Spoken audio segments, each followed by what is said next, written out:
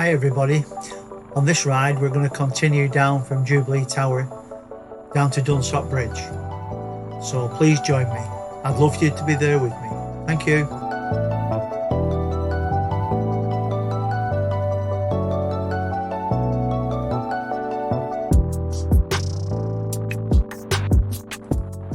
I just love the views. I mean, you just look around you and it's just bliss. I love this ride, especially on a quiet day like today.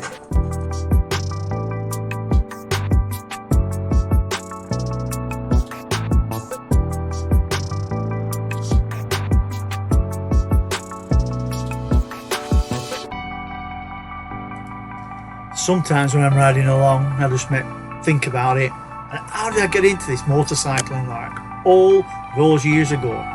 55 years ago from being on the road with a motorcycle. That's legally, of course, because there were probably a few times before that I weren't on my BSA C15 that I used to ride around the fields on, and jumping from field to field. Sometimes it was a half-mile stretch down a country lane. It was in the middle of nowhere and things were totally different in those days.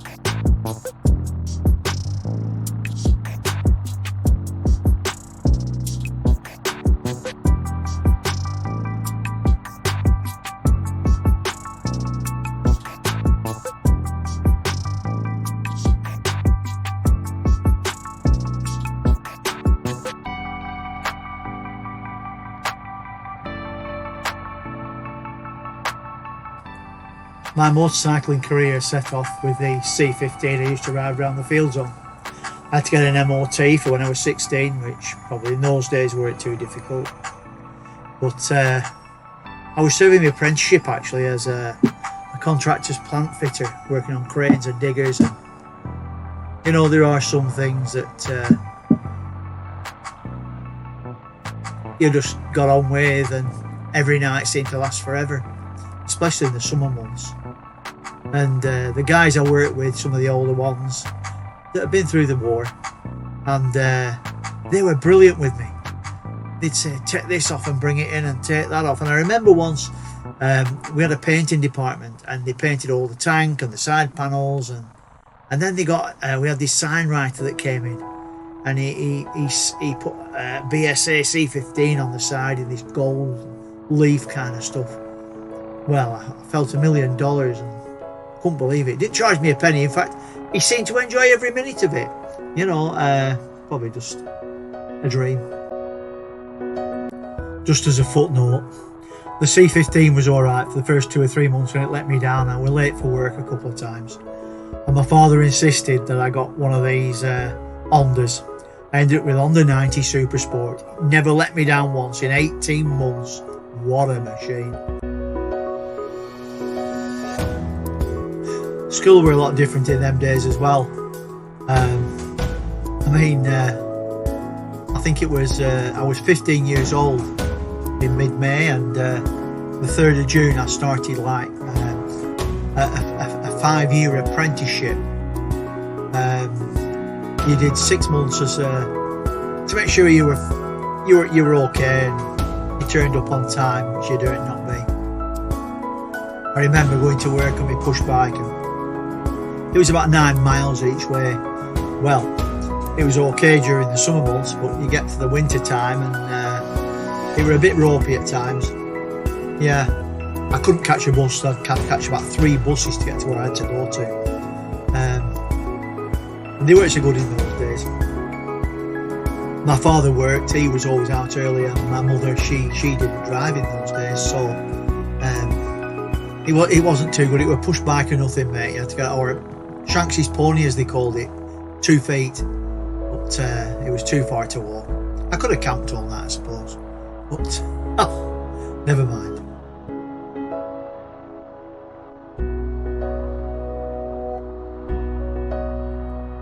The thing about my apprenticeship was I absolutely loved every minute. The first 12 months, because they only took 1 apprentice a year, but the first 12 months were spent cleaning toilets, sweeping up, doing as you were told, bring me, fetch me, carry me, and doing the butty run or the fish and chip run twice a day. Once for break time, brew time in the morning, and then at lunchtime, dinner times, and you had your list, and you dare not get anything wrong. If they wanted mustard on their ambulances, they had to have mustard on, you know. And it was, oh, believe me, it was something else.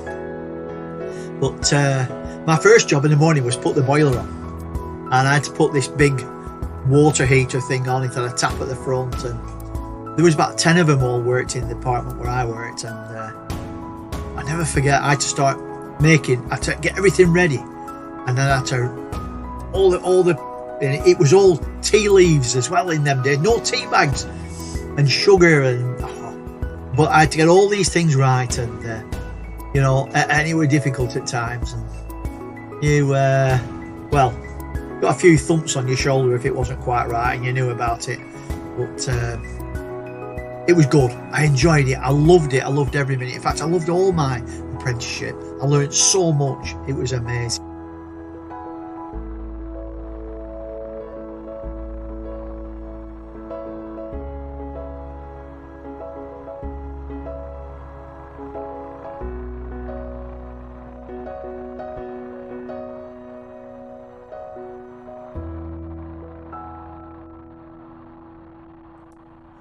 I left school without a single qualification.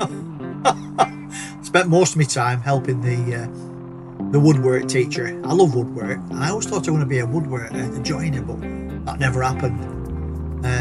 I enjoyed as well Mr. Lamb, the metalwork teacher. He used to show me all sorts, but there was a few of us, to be honest.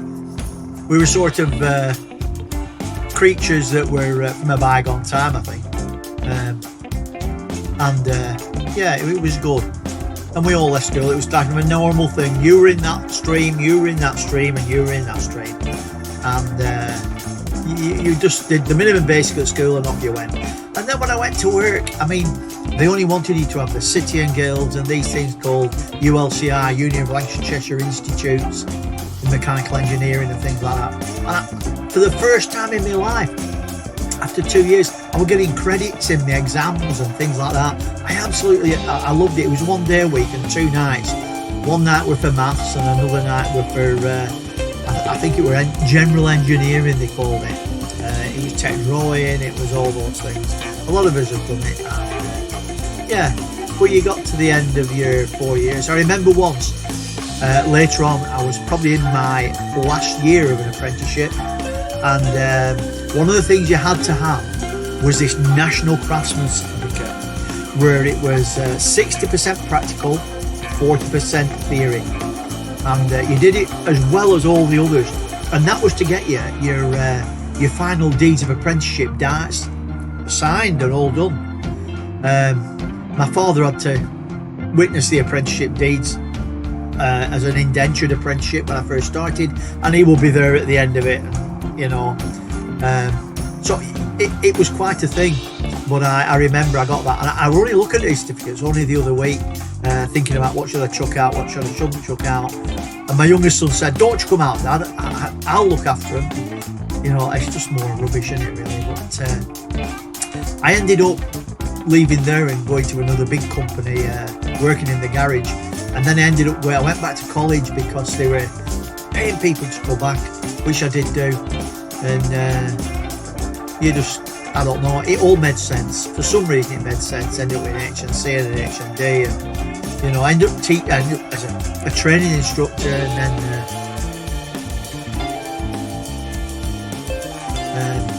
in general engineering. It was fantastic time. But I love it, and I still love it. You know, this right old age I've got to now, I still love every minute. I love engineering. I love playing with motorbikes. I service all my youngest son has bikes. I service his motorbikes.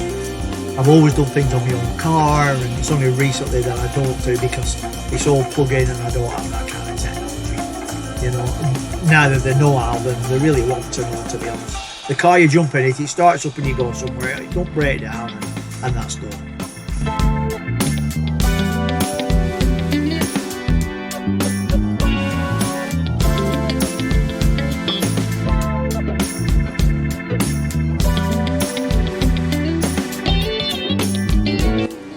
When you talk about servicing your own vehicles, I have an old Royal Enfield Bullet, a 350.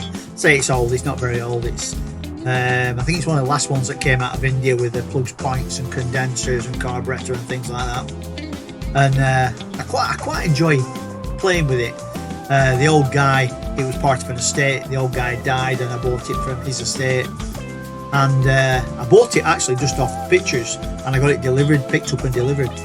But he'd taken the air filter off and put this pancake air filter on. He hadn't altered the jetting in the Mickey carb and all things like that. And I've played with it, and now it goes all right. It runs all right. It's a bullet at the end of the day, and every now and again it catches you out at traffic lights and does a quick backfire and stops, and you have to embarrassingly push it to the side of the road and kick it up again.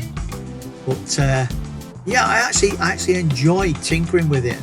You know, setting the points gap, maybe changing the condenser, I've checked the timing on it and things like that. And you know, it's quite good fun. And as I say, my youngest son, who's the only one interested in motorcycles, he looks at me and I think he glazes over and shakes his head and thinks, what is going on here? And he hasn't got a lot of interest in that. He likes to get on his bike and go. Mind you, in all fairness, he has quite a hectic job, and that's really all he can do. He rides his KTM 390. But yeah, it's all about what we used to do, and a lot of us are still there doing that. It's still there. It's in my shed. I go for a ride. I were out last night on it actually, put a smile on my face, and yeah, it's just bygone days. It just tickles an old man's fancy.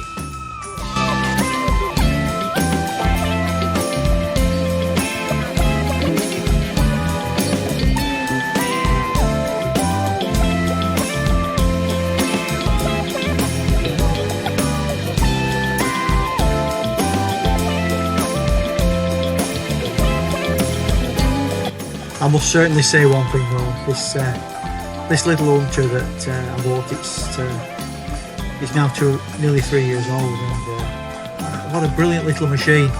It's easy enough to throw around. I only have a 20 by 8 container for my shed now that I rent on a container park.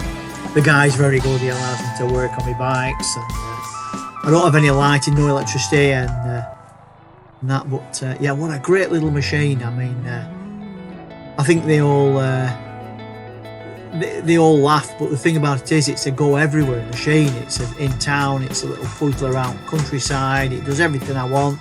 It's fast enough for what I want, because where we are, it's all this speed cameras, this average speed everywhere you go. So you've got to watch what you're doing, especially as you get older, because you know, if you lose your license, you're kind of on a hide into nothing, aren't you, really? And yeah, but what a great little machine, you know. I do love it. And from the other extreme, as I say, I do have my bullet as well, and just a bit of good fun. They're both easy enough to throw around in my shed. I don't want any big top heavy bikes. I've had all them. I've like a lot of people, I've ridden all over. I've motorcycled all since being 16. 55 years now I've been at it, and yeah, I've ridden all sorts of bikes. Went down to a Bonneville, and then after the Bonneville, me and my wife had a 750 Virago. That was good fun. We had a place in northern Spain in the Picos, and we used to ride down there on that, and it was fantastic. That was good fun, but they all get a bit heavy as you get older, and we get a bit weaker, I think. And I don't go any long distances anymore. My wife does not go on the back.